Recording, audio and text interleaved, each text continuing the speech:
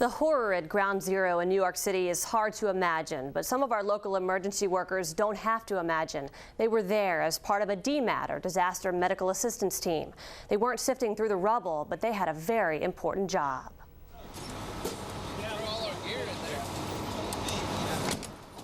Members of the Gulf Coast Disaster Medical Assistance Team board a bus which takes them from what they describe as normal life in Midtown Manhattan to what looks like a war zone. Kerosene heaters are at every station now. People stop and wave and hang posters to show their support, and this crew needs support for what they're about to see. The minute they arrive at their command center, they disperse into groups. Some will stay here, blocks from Ground Zero. This is the nerve center of the medical team. All lines of communication and supplies come through here. Other people will be treating patients feet from the rubble.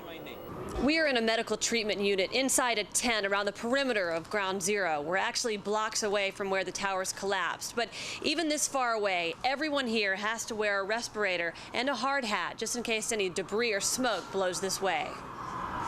But this medical treatment unit sits on the front lines, and most patients working in the heart of Ground Zero seek medical treatment here. But the majority of the people we're treating, we're probably washing eyes, a lot of blisters now, walking around all day on that cement, a lot of cuts, scrapes, lacerations. We've had some broken ribs. This unit is in a burnt-out restaurant with menus still on the wall. The drink stand is now a cooler for medical supplies, and tables are now used to check in patients. I just got two back-to-back for a headache, and they're both wanting Excedrin. A lot of people coming in for headaches tonight. These Gulf Coast emergency workers have treated over 3,000 rescue workers who are sifting through hot steel and burning debris looking for bodies. Rebecca Dotson is on her first deployment with the DMAT team. She, like everyone else, is having a tough time dealing with the enormity of this tragedy. The other work that you do, you go to, say, a car crash, and you have a number of patients, whether it's 2 or 8, but it's limited. And you're dealing with such an extreme here that it does not compare. And you look at the pile and it looks like, okay, that's a big pile of rubble. And then you step back and you go, wait, there's 6,000 people in that pile of rubble. And as you can imagine, this trip has taken an emotional toll on everyone, especially knowing that they were working next to debris where 6,000 people were buried, including their fellow firefighters and paramedics. And you'll hear more of their stories in the days to come. Photojournalist Randy Lowe and I recently returned from New York City. We were there covering our local firefighters and paramedics who were treating rescue workers at Ground Zero. And they say the work was very tiring and depressing. But when we got there, we brought something special that really lifted their spirits. When they arrived in New York City, Gulf Coast emergency workers say the sounds, sights, and smell of Ground Zero were disturbing and unforgettable. I'm proud of him here, but I'm even more proud of him up there because, you know, he's my hero. Paula Rutland is a Mobile firefighter. Her husband Tony is one of about 40 Gulf Coast emergency workers helping in New York. And she, like many wives, wanted to lift her husband's spirits. So they sent us with personal care packages. I know who this is from because it says 458. That's a code. It's a code. Is there a story behind it? Yeah, it means I love you. Oh. These men haven't been able to receive letters and packages since they left because for security reasons, they couldn't disclose where they were staying. It's from your family? Randy Smith says he hasn't smiled like this in a while. His care package is from his wife and small children. They sent cards and a string of pictures for him to hang up in his hotel room. You know, I got a very tolerant family. You know, I love them a lot, and, you know, they're the ones that really give me the I guess the spirit and the mood to keep going on. Jeff Turner's wife Belinda and their 2 children sent I miss you cards and goodies. His kids stayed up late packing the care packages. They've been on my mind the whole time. I mean, in the back of your mind, you're thinking about, you know, what their thoughts are while we're away up here if something else could happen. In addition to the letters, We got snack food. their wives sent along some of their favorite treats. Outstanding homemade chocolate. I usually get this once a year, Christmas.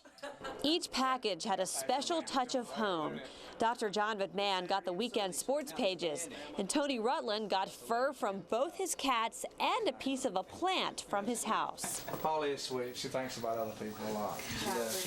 Their wives say their care packages were just one more way to let their husbands know their families are proud of them. He's always wanting to help people. He loves to do this kind of thing. He's done it for nearly 30 years now. Proud of him, oh yeah.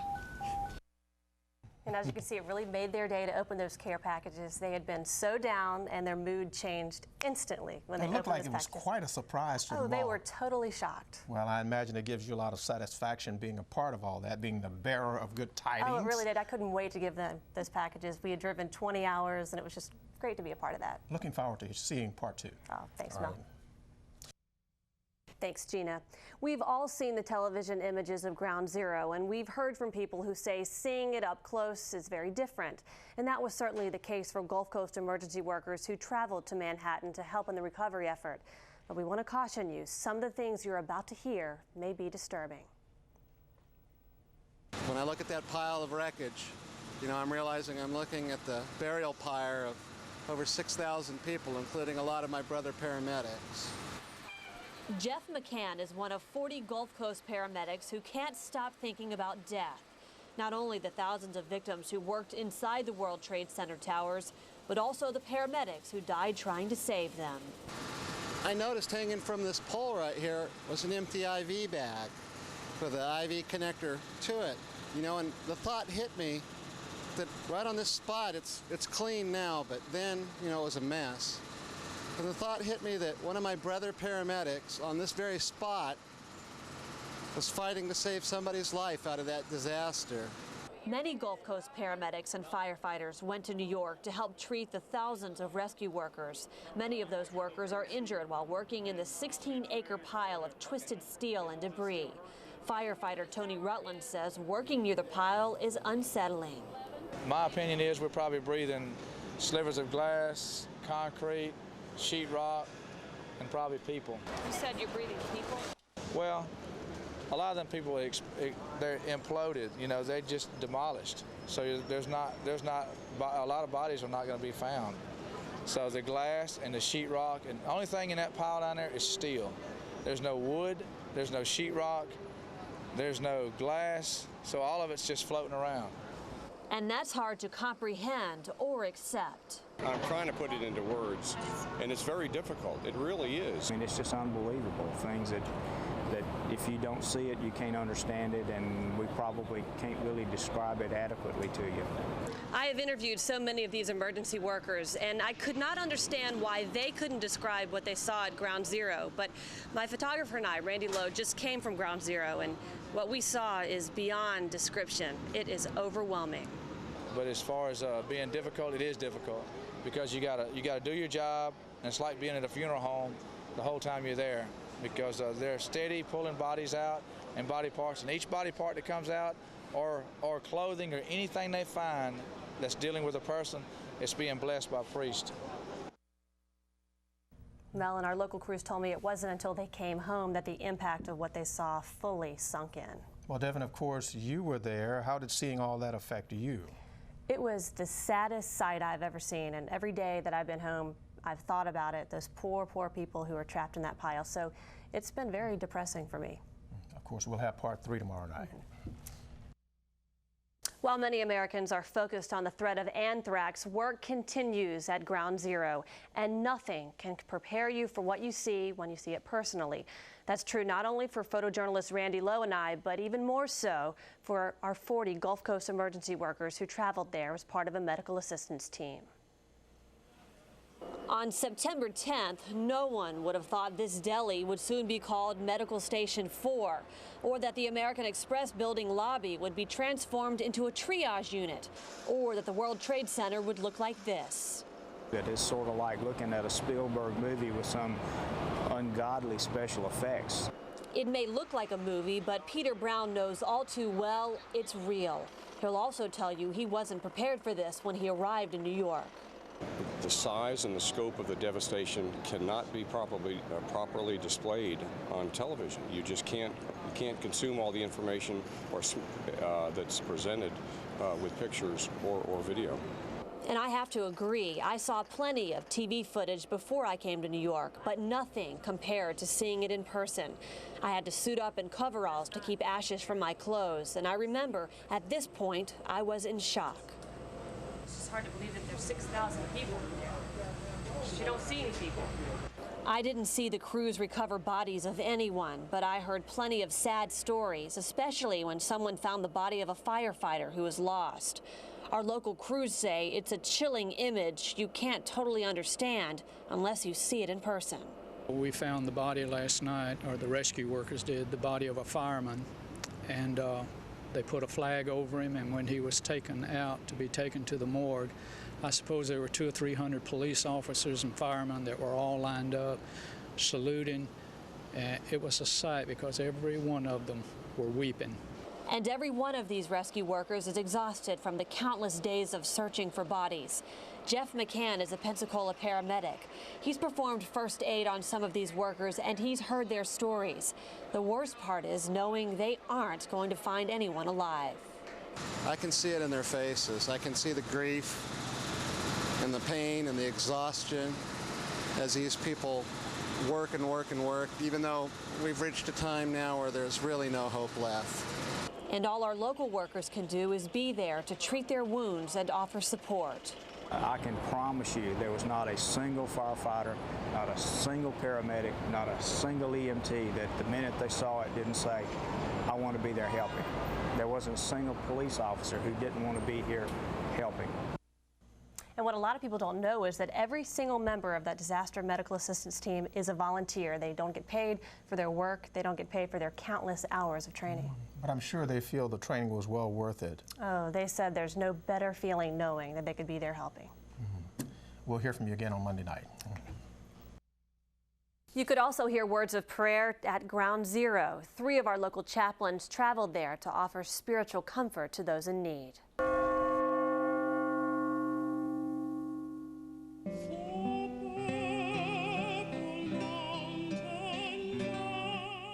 Since September 11th, many people have turned to faith for comfort. At Ground Zero, that faith has a face. Chaplains from Mobile who traveled to Manhattan to comfort the hurting. We do what we call the ministry of presence. You just be there, and they come up to you, and they begin to talk, and they love to talk. They're devastated, and they're seeking help. They've been stunned. They, meaning emergency crews from across the country who are digging through 16 acres of death and destruction. These Mobile chaplains volunteered to go to Ground Zero to offer comfort to those who need it most. When you have people that in this general vicinity who are firemen and who are policemen and FBI agents and EMT who work here, who literally saw these people jumping from buildings, saw them, and I could go further than that, but I won't. The shock that they have. The particular precinct that I'm working with, they lost around 18 members of their department, and they are devastated, and they really appreciate us being here working with them. Ronnie Wurzler is the chaplain for the city of Mobile. He describes Ground Zero as unlike anything he has ever seen. But comforting people who are searching for bodies isn't easy. Wurzler says he found the written word can be more powerful than saying anything at all. I gave a fireman a Bible, and he loved it so much he took off his jacket and gave me one of his T-shirts. Ron Pierce says he too has prayed with many people in New York. He says some people ask for spiritual strength. Others simply want a shoulder to cry on. We are actually ministering to these people hour by hour and sometimes even minute by minute. They are bringing the families in now so that they can say goodbye. And that's a very overwhelming sight. And in situations like that where a lot of people are crying and they're upset, I asked the 3 chaplains how they stayed strong, and they admitted it was tough. I imagine they did a lot of praying for that strength as well. Oh, they sure did. They said that prayer is what helped them make it through. And we look forward to part 5 tomorrow night at 10 o'clock. More than 300 firefighters were killed in the September 11th attacks. And while in New York City, photojournalist Randy Lowe and I noticed how many fire stations became shrines to remember the dead. Gulf Coast firefighters say the shrines are a way to honor their fallen brothers. These are the faces of New York's bravest. They are firefighters, fathers, friends, and brothers. It's heart-wrenching. It's heart-wrenching to know that 300-something brothers were murdered on September the 11th. The Battalion 9 fire station in the heart of New York City is now a shrine dedicated to the 15 men who died after rushing into the World Trade Center towers. Lieutenant Bob Jackson with the New York Fire Department didn't find out the bad news until he returned to the station early Wednesday morning on the 12th after an exhausting day of fighting the fires.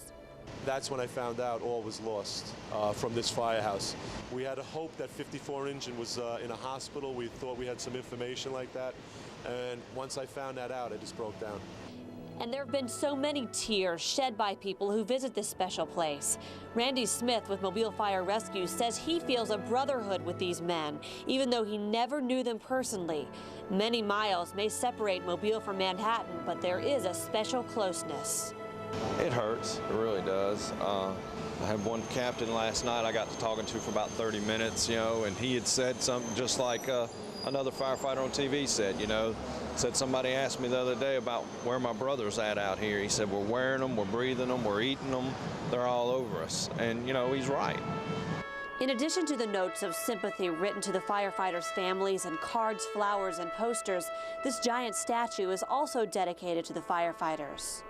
This memorial was supposed to be sent to Missouri in honor of firefighters who had lost their lives in the line of duty there. But when the Missouri Fire Department learned of the tragedy on September 11th and all the New York firefighters who lost their lives, they donated it to the New York Fire Department in honor of their fallen brothers.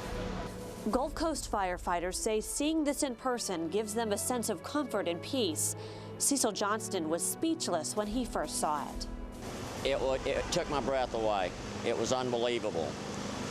The night that we came down the first time, the people that were out front, you could just feel the love of everybody's heart going out for the families, the firefighters, and the great loss that this company's received. And again, 15 firefighters from that station died, and now 28 children lost their fathers. I'm sure those fallen firefighters were on their minds at all times. Oh, they said they were. They said that anytime they got tired during their long days, they just kept going, knowing that those firefighters would have done the same for them. Thank you, Deb.